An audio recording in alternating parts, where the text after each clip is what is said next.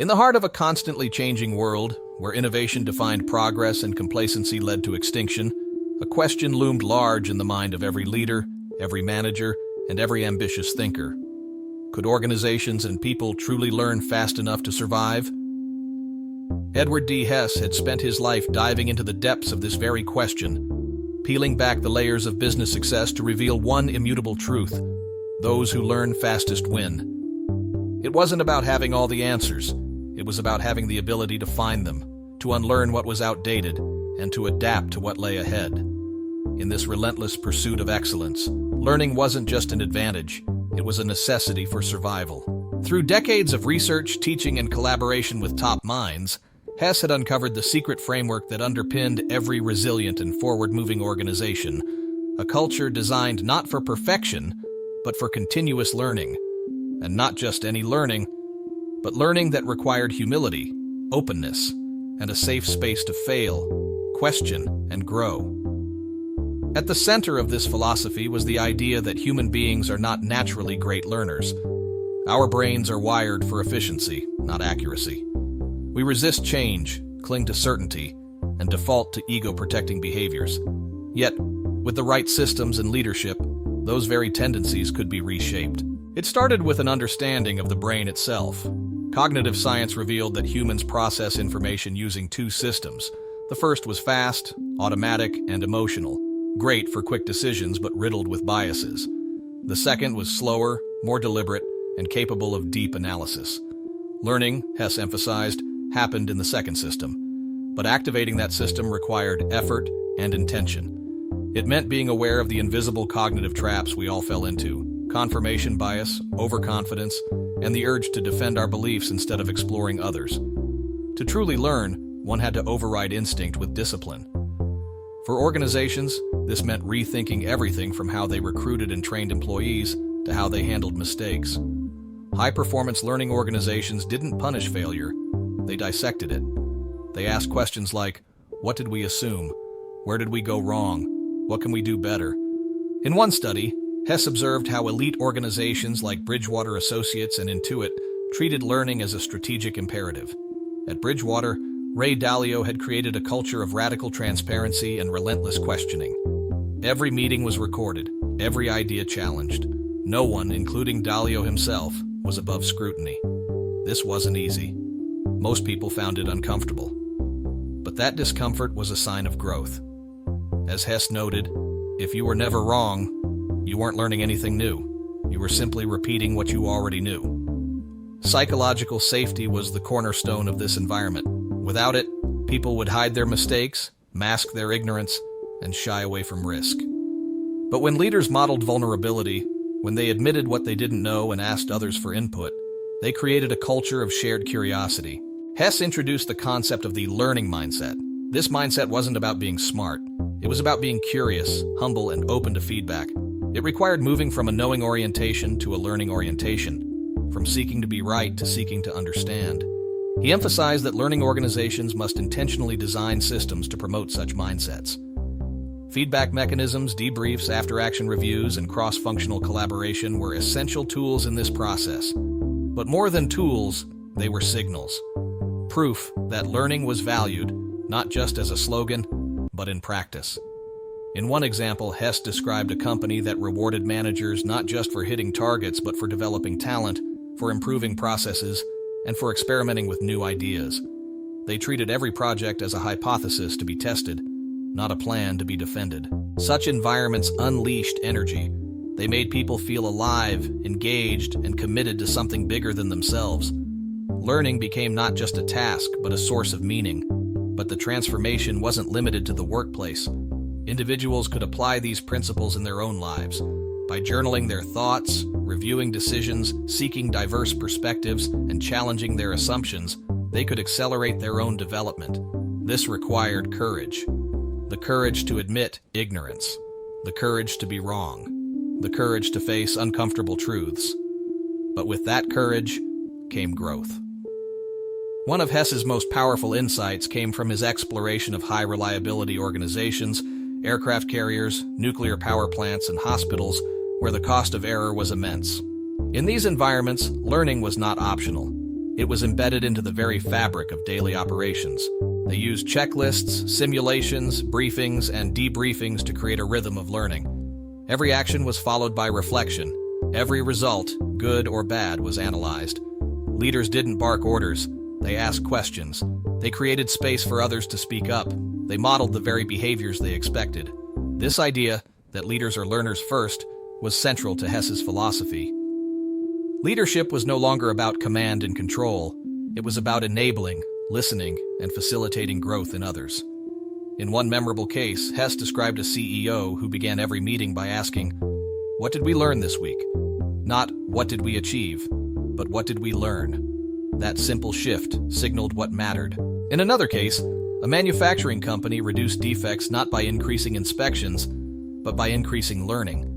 They encouraged line workers to stop production when they saw a problem, discuss it openly, and suggest solutions. Over time, this led to fewer errors, faster innovation, and a more engaged workforce. At the individual level, Hess taught students to reframe failure as data. If you didn't meet your goal, what did that teach you? What variable did you miss? What could you try next time? He urged learners to adopt the habit of curiosity journaling, writing down questions that arose during the day, things they didn't understand, or assumptions they had challenged. Over time, this habit sharpened thinking and deepened insight. Learning, he reminded readers, was not a one-time event. It was a lifestyle, a muscle to be exercised daily. And like any muscle, it grew through effort and recovery. Rest and reflection were just as critical as effort. The brain needed downtime to process, integrate, and synthesize information. Hess advised regular periods of quiet, solitude, and mindfulness, not as luxuries but as essential components of high-performance learning. In an age of distraction, where constant inputs crowded the mind, carving out space to think became a competitive advantage. The best learners weren't the busiest. They were the most focused. One story that struck a chord was about a senior executive who scheduled learning time into his calendar every week. During that time, he turned off his phone, closed his email, and read, wrote, or reflected. At first, people mocked the idea, but as his insights grew deeper and his decisions sharper, they began to imitate him. Learning had become his superpower. Hess also explored the role of technology in learning. While digital tools could amplify knowledge sharing, they could also reinforce echo chambers. Algorithms fed people what they already believed. The real power of learning came not from clicks and swipes, but from deliberate thinking, human dialogue, and exposure to diverse ideas. This required intentional design. In classrooms, this meant moving from lectures to discussions. In companies, this meant moving from presentations to collaborative problem-solving. One company replaced PowerPoint meetings with whiteboard sessions. Instead of pitching ideas, teams mapped problems together. They argued, they questioned, they learned. The results were transformative. By fostering collective learning, they unlocked creativity, resilience, and adaptability. They weren't just executing strategies, they were evolving them in real time. And that ultimately was Hess's message. In a world of relentless change, the ability to learn faster than your competitors was the only sustainable advantage. It wasn't about predicting the future, it was about preparing for it. Those who waited to be told what to do would fall behind.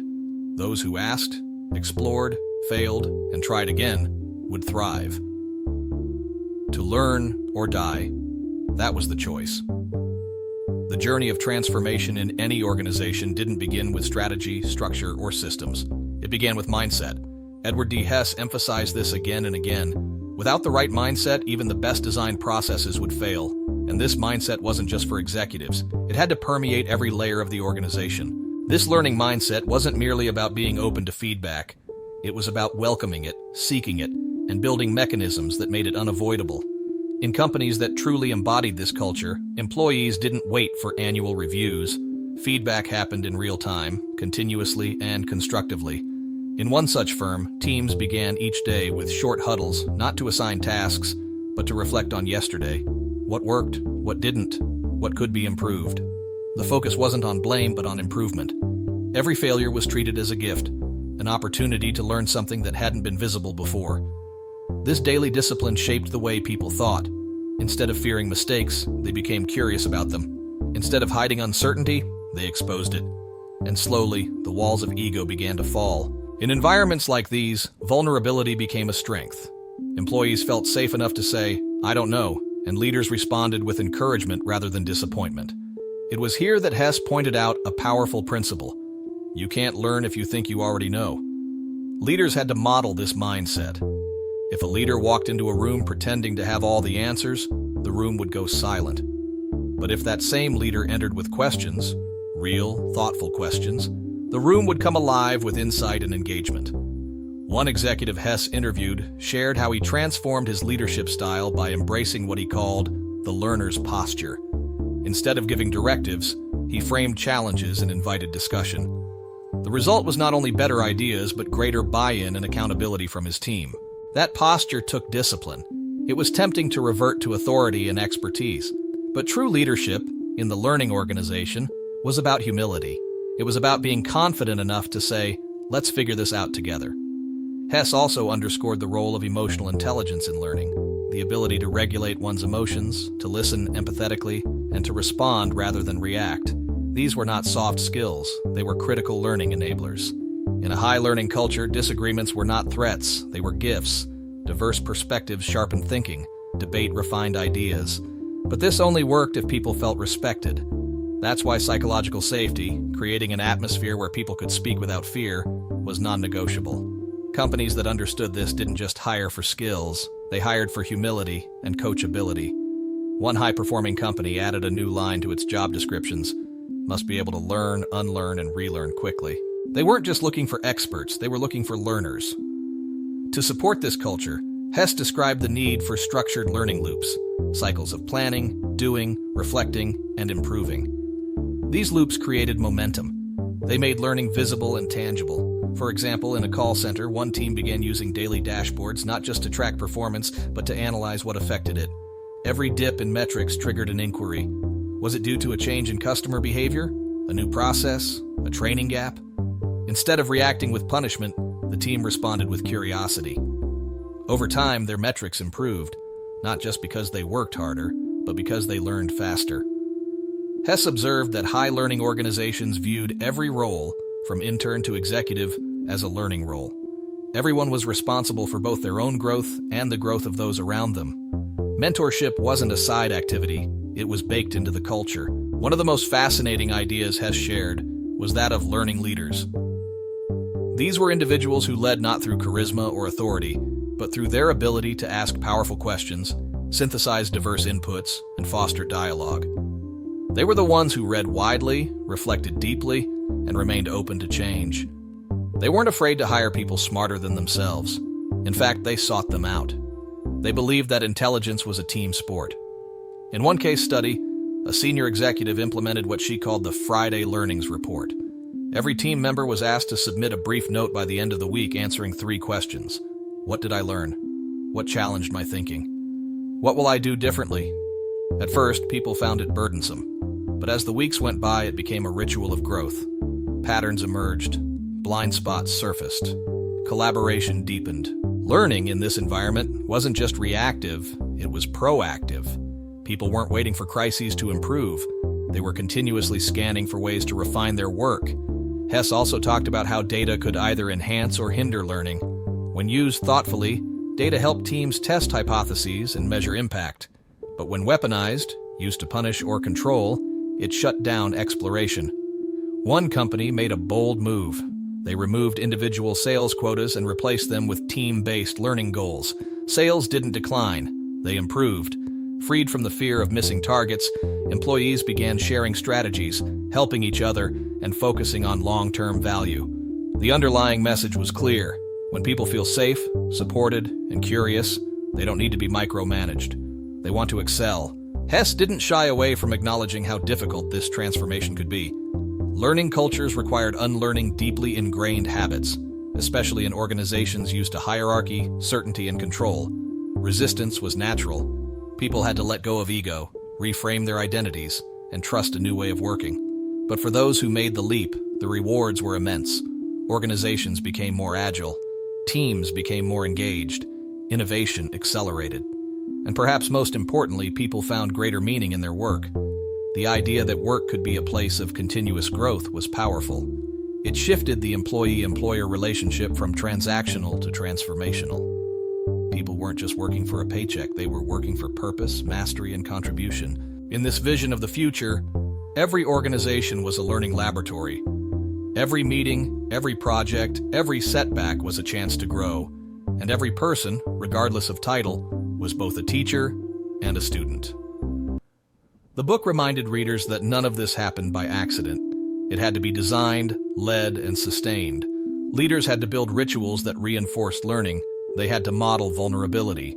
They had to reward inquiry, not just results.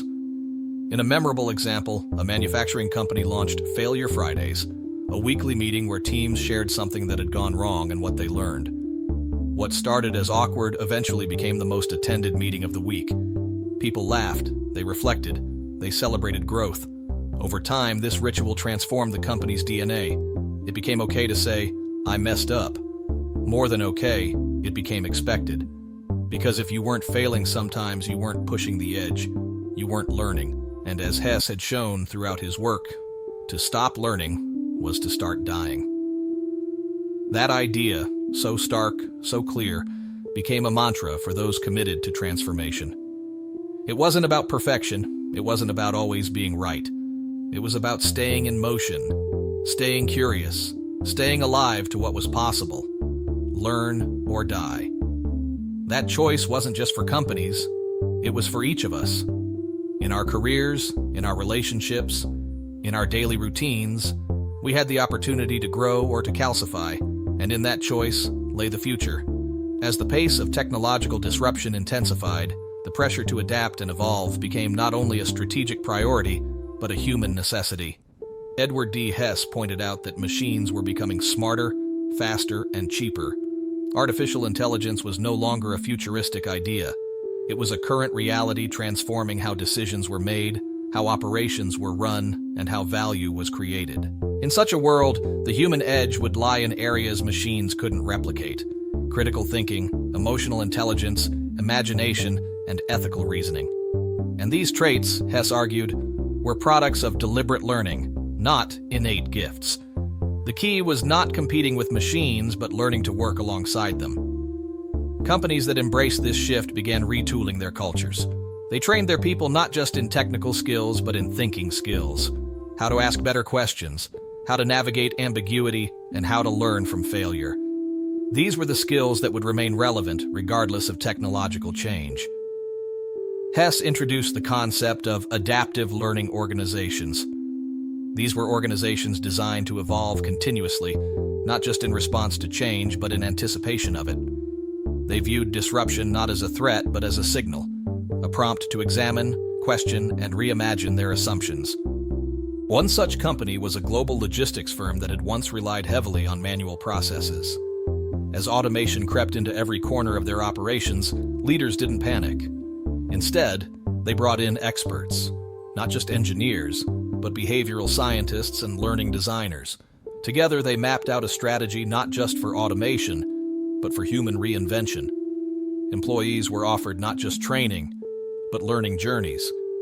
Each journey included mentoring, peer learning, feedback loops, and hands-on projects. Within months, productivity had improved, but more importantly, morale had soared. People felt invested in, not replaced. Hess pointed out that the shift from fixed to growth mindset was at the heart of this success.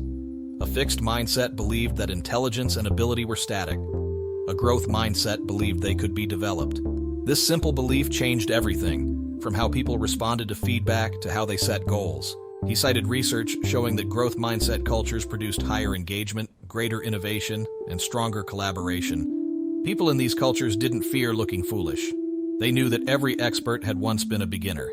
In these environments, failure didn't define you. What you did after failure did. In another powerful example, Hess described how a healthcare provider redesigned its onboarding process around learning agility. New hires weren't bombarded with policies and procedures.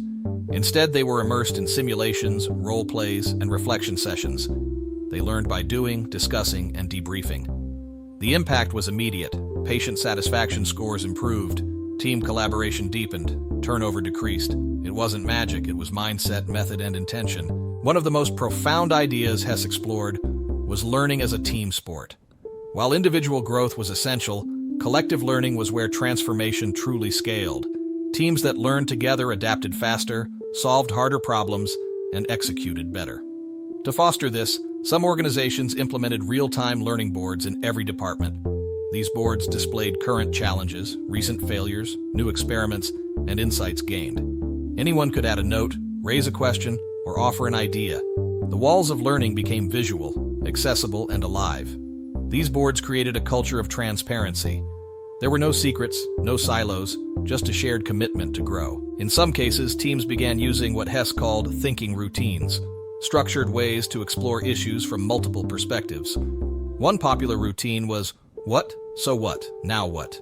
Every problem was examined through these three lenses. What happened? Why does it matter? What should we do next?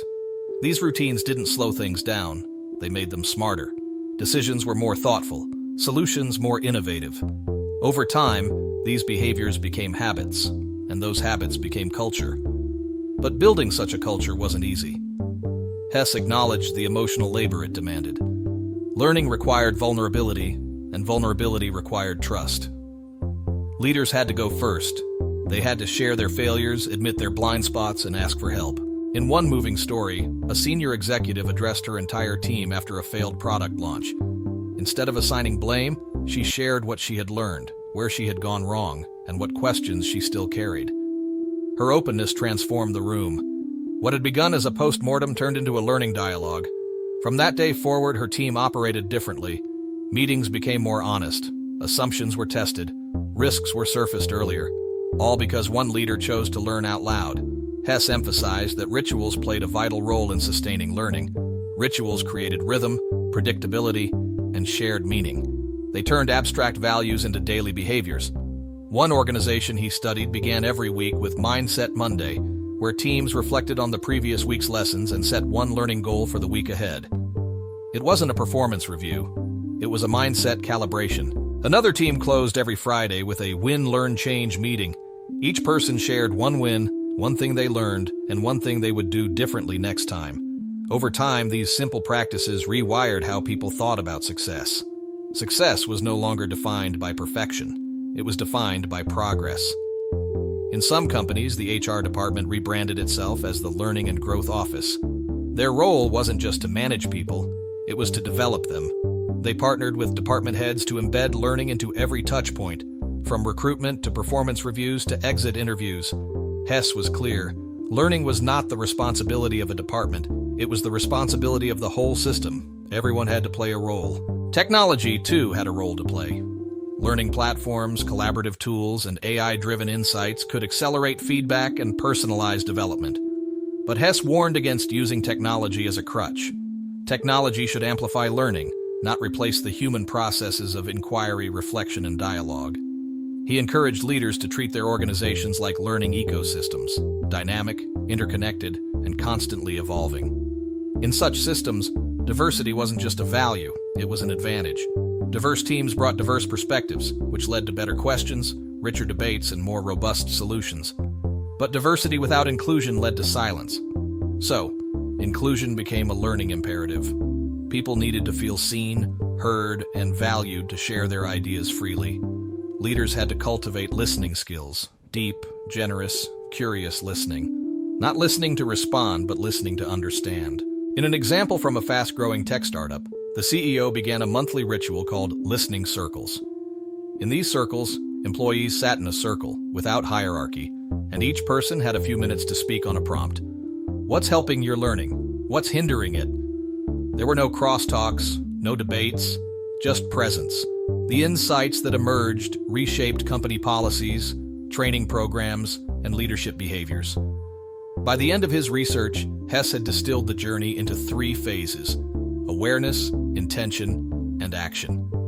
First, organizations needed to become aware of their current learning culture, or lack thereof. What messages were being sent? What behaviors were rewarded or punished? Second, they needed intention, a clear vision of the culture they wanted to build. This meant aligning leadership, strategy, and systems around learning as a strategic priority. Third, they needed action. Daily, consistent, courageous action. from the boardroom to the break room. The organizations that thrived in the future wouldn't be those with the biggest budgets or the boldest slogans. They would be the ones that learned, unlearned, and relearned faster than anyone else. They would be the ones that made learning not just an event, but a way of life. And for the people within those organizations, work would no longer be just about tasks and targets. It would be about growth, mastery, and contribution. In a world where everything could change overnight, the only reliable strategy was to keep learning. To learn or die was not a threat. It was an invitation to wake up, stay curious, and become the kind of person and organization that could not only survive uncertainty, but thrive in it. As the journey of transformation unfolded across industries, Edward D. Hess kept returning to a central question. What does it truly mean to be a learning human being in a time of exponential change? The answer, he believed, was not only philosophical, but deeply practical. At its core, learning was about awareness of self, of others, of the environment. It was about shedding the illusion of control and replacing it with curiosity. It required being fully present, asking better questions, and listening, not to reply, but to understand. The future, Hess argued, would belong to those who mastered this kind of deep learning. Not surface-level memorization or tactical know-how, but reflective, critical, adaptive learning. The kind that grew with experience and was strengthened by adversity. He emphasized that every person had the power to cultivate this mindset regardless of their role or rank. A junior associate, a frontline worker, a CEO, each one could choose to be a learner. And in doing so, they could shape the culture around them. But it wasn't easy. Hess acknowledged the tension between performance and learning. In most organizations, the two were seen as separate. Performance was about results. Learning was about process. But high-performing learning organizations integrated them. They saw learning as the driver of results, not a distraction from them.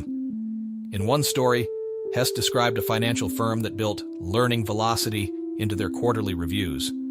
Rather than simply discussing revenue or market share, every team had to present what they had learned in the past 3 months, how they had applied it, and what they would do differently in the next quarter. These sessions didn't just track progress, they created momentum. The firm's leadership noticed a change.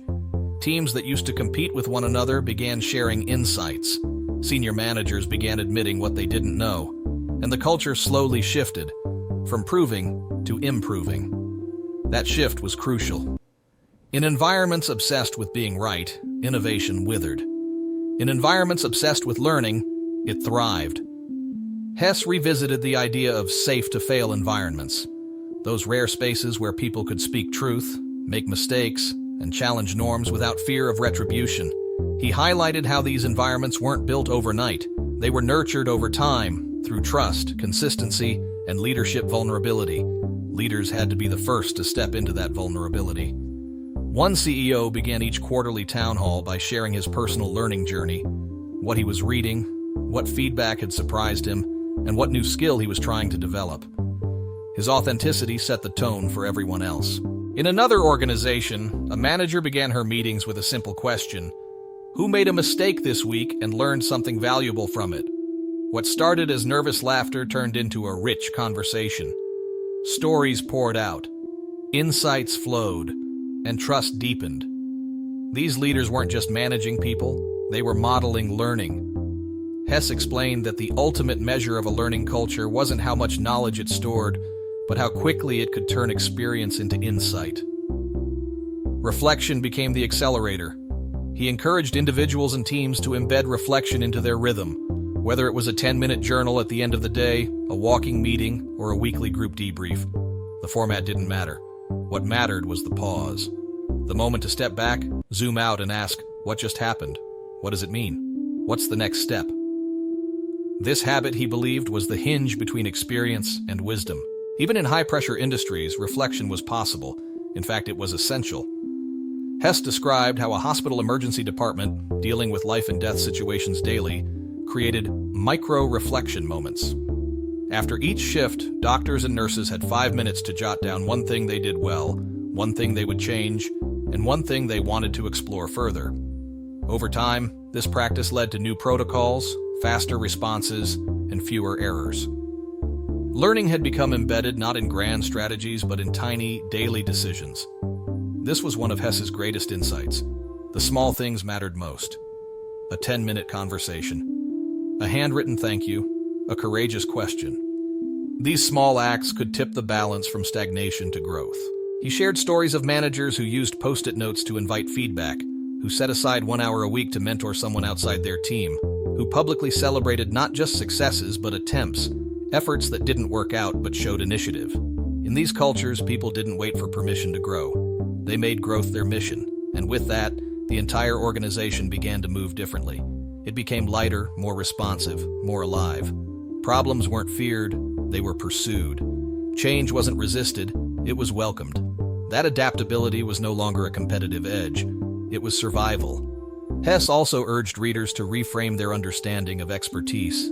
In a world of constant change, being an expert wasn't about having the right answers, it was about asking the right questions. Experts who clung to certainty became obsolete. Experts who cultivated curiosity stayed relevant. In this new paradigm, lifelong learning was not optional, it was oxygen. He quoted a senior executive who said, "The moment I stop learning is the moment I become a liability to my team." That level of awareness, Hess noted, was the gold standard. It reminded everyone that learning wasn't a luxury, it was leadership. As the book neared its conclusion, Hess painted a vision of what was possible. Organizations that functioned like living organisms, constantly sensing, adjusting, and evolving. Workplaces that were not only efficient but humane. Cultures where learning wasn't bolted on, it was built in. In such environments, people didn't just clock in and out, they came alive. They collaborated across silos, experimented without fear, reflected with honesty, and pursued mastery with joy. And the results spoke for themselves: higher engagement, better retention, faster innovation, and deeper impact. These organizations became magnets for talent, not because of flashy perks, but because of the learning environment. People wanted to be somewhere they could grow, somewhere they could matter, somewhere they could learn or die, not as a threat, but as a mantra for becoming more human. As Hess closed the loop on his research and stories, he left readers with a call to action. Not just for executives or educators, but for anyone who wanted to be relevant, fulfilled, and impactful in the modern world. He challenged readers to look inward, to examine their own learning habits, to ask themselves, when was the last time I was wrong and admitted it? When was the last time I changed my mind based on new evidence? When was the last time I sought feedback I didn't want to hear? These questions weren't comfortable, but they were transformational. Because ultimately, learning wasn't about information. It was about transformation. It was about who you were becoming. Not just smarter, but wiser, kinder, more adaptable, more complete. And in a world where yesterday's best practices could become tomorrow's blind spots, that kind of learning was the only way forward. Edward D. Hess didn't just offer a roadmap. He offered a challenge to let go of ego, to embrace uncertainty, to lead with questions, to practice reflection, to build trust, to model growth, to make learning your legacy, because the choice was clear: to learn or die. Thank you for joining us on this deep and transformative journey through Learn or Die by Edward D. Hess. In a world racing forward at lightning speed, the only true advantage is the ability to adapt, to grow, and to learn continuously. We hope this audiobook inspired you to challenge your comfort zone, embrace reflection, and become a lifelong learner. If this resonated with you, don't forget to like, share, and subscribe to Victory Think, your destination for powerful book insights, one story at a time. Stay curious, keep evolving, and see you in the next video.